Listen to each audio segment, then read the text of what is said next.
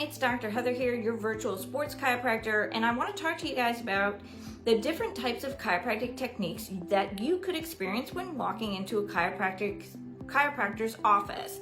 Now, the first one I'm going to get to is a very common one that pretty much 95% of chiropractors utilize today in practice, and that is known as the Diversified Technique. Now, that type of technique means that when you go into the office, chances are you will lay face down on a table, and then the chiropractor is going to push on specific areas of your body where you're going to actually hear different sounds coming out of your spine, your pelvis, and maybe even those extremities. Now, diversified is known as a high velocity thrust adjustment and sometimes can scare people a little bit when getting their cervical spine done, which is their neck, simply because their eustachian tube, that's their ear canal, is going to perceive the sound a little bit louder.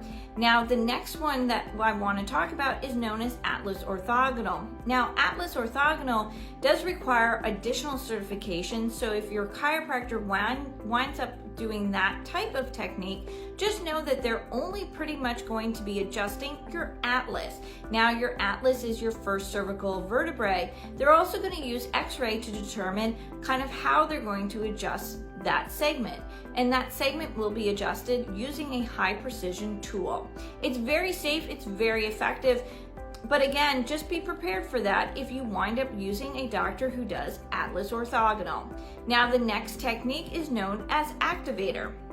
Activator requires actually a lot of training just simply because it does use a host of different protocols and can take a little bit more time as you, the patient, are in that treatment room. Now, Activator winds up using a handheld device because you're going to hear a couple of clicks. And you might be thinking, well, I didn't really feel anything. Well, those clicks are actually creating a low force technique where they're going to send a proprioceptive, that's a neurological input into the muscle, telling that muscle to move that spine, that segment back into place. Now, again, Activator might not be for everyone, but just know again that if you're using a chiropractor who practices Activator, it is a very low force technique. It's very gentle, and you're going to notice also too that they're going to go through a different protocol sequence with you because they're going to be looking at your leg length discrepancy, trying to determine where the segment needs to be adjusted and how best to go about doing that. Now, another technique that some of you may or may not have heard of is called Graston. Graston uses various different types of kind of like silver, heavy weighted metal devices where we're going to look at breaking down the tissue.